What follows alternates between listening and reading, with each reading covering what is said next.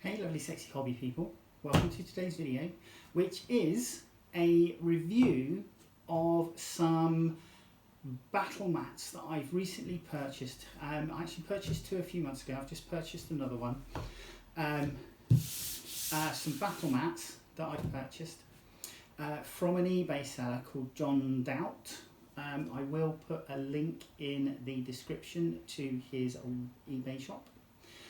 I've purchased two 6x4 foot mats and then a 4 foot by 4 foot mat for use in my wargaming and Dungeons and Dragons campaign that I'm currently running with some friends. Well, I'm not running, I'm part of with some friends. But I will take you through what I've purchased. This is the first one. It's known as a grass tundra. And what I'll do is I'll come around and pick up the camera and then we can have a look at the battle mats in a little bit more detail. So as you can see, this is the grass tundra battle mat, and I ordered this in a 6 foot by 4 foot for games of Warhammer. And if we just come down here, obviously just do that, you can see the effect. Now these battle mats are printed on PVC, so they have a pretty much a matte finish. They're hard wearing. They're a nice 500 grams. So this is the back, as you can see. So with the texture. So they have a nice 500 grams feel. They are pretty hefty when they're rolled up. And they look good. They look good down. You can put all your usual scenery add-ons on if you so wish. So if you want to pop on some scenery, it's just some bits from the Battlefield in a Box range. You know, the scenery can sit down quite nicely, or if you prefer to use, if you have like terrain tiles, then you can obviously slot your scenery down and pop it on to a terrain tile, for example, like so, if that's what you want to do. And obviously that gives you options then, if you wanted to further differentiate the footprint of a building, etc., from the battle mat itself.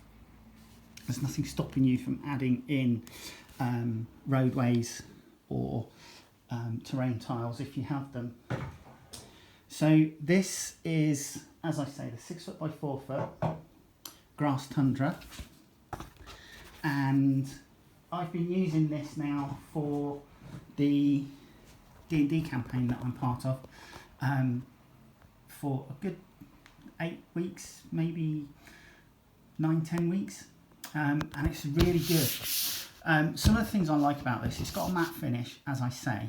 It doesn't really slide about too much.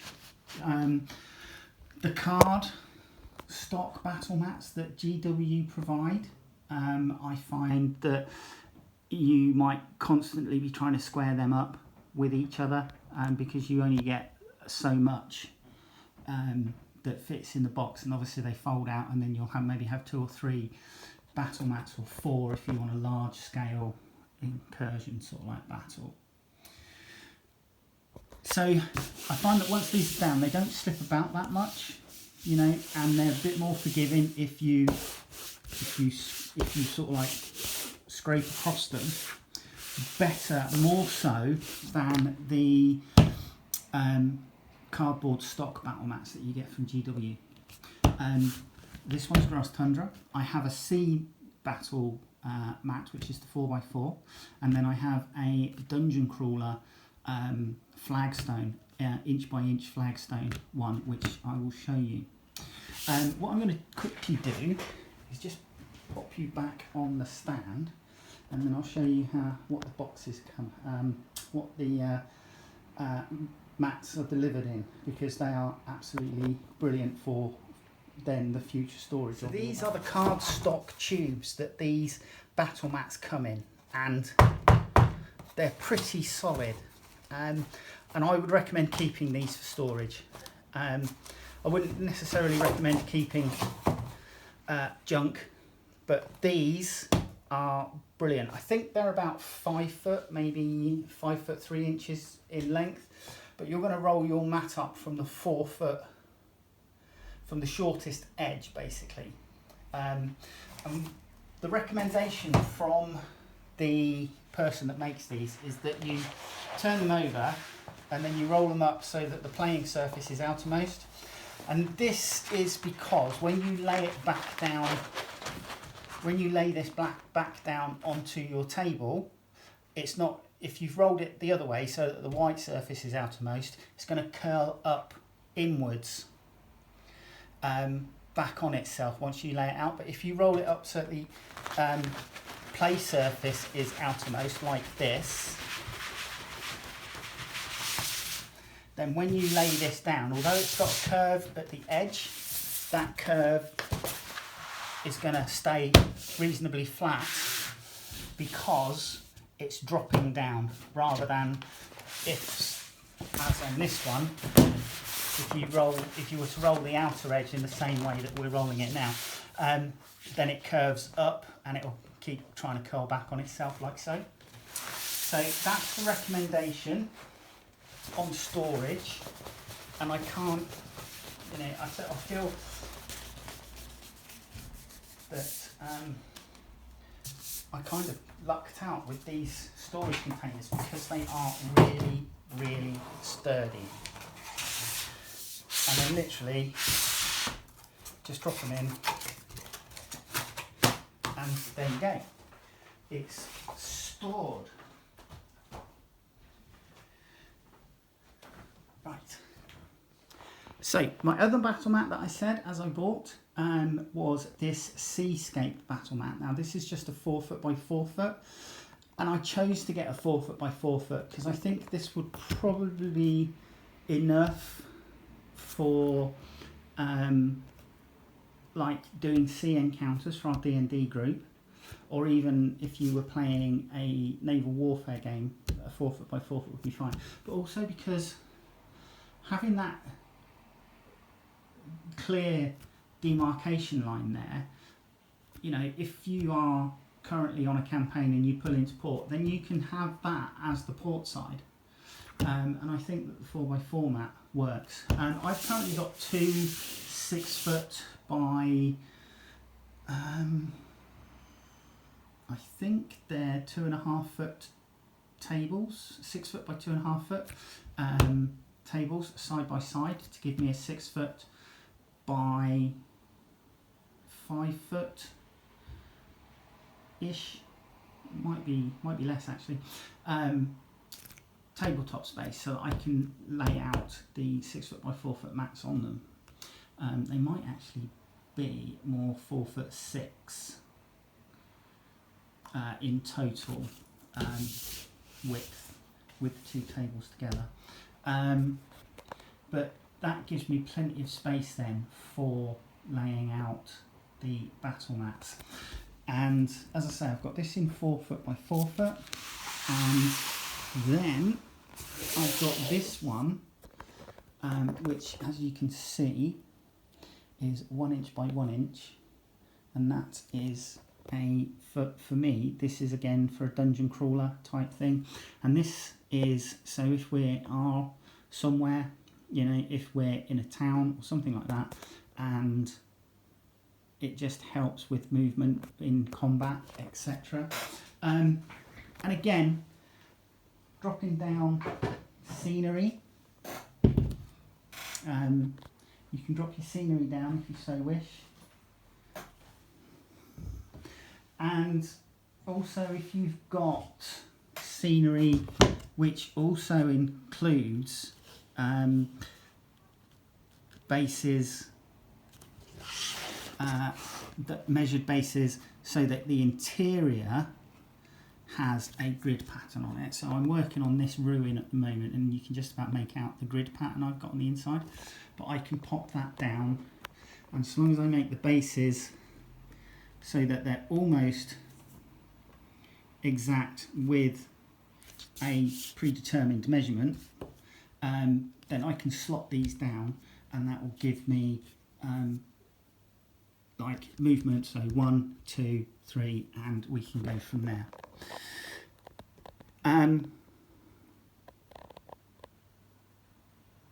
Now this, I bought the grass tundra mat and the sea mat together a couple of months ago, and I was really taken with them. This PVC is great if it gets a bit tacky because somebody's been slurping, you know, food or drink or whatever whilst they've been wargaming. You can literally just wipe it down with a damp cloth.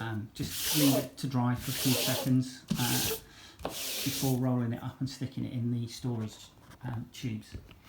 But I actually went back to jondoubt shop, and I asked them if they could do a 6 foot by 4 foot gaming mat which had a 1 inch by 1 inch grid square for Dungeons and Dragons type stuff, and he came up with this. So this is the latest one that I've purchased.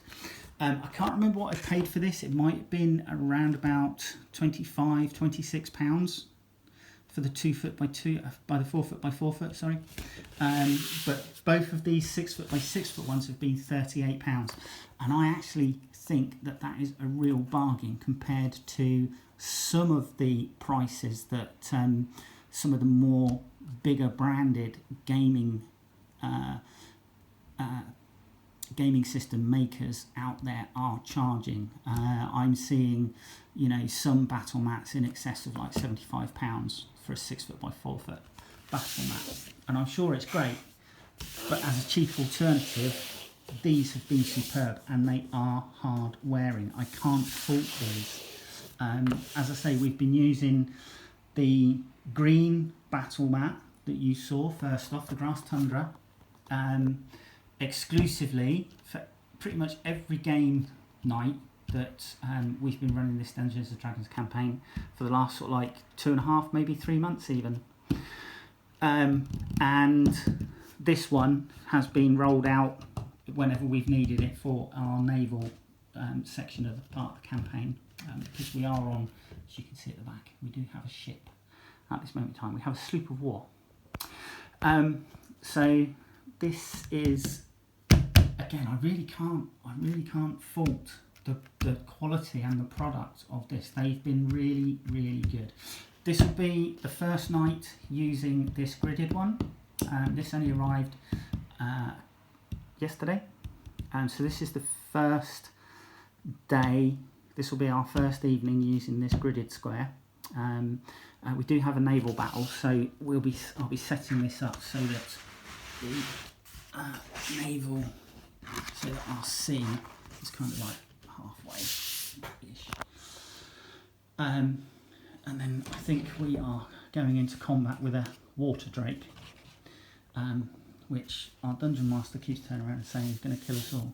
I'm not entirely sure why they would take great pleasure in killing off their players, but you know, each to their own, I suppose. And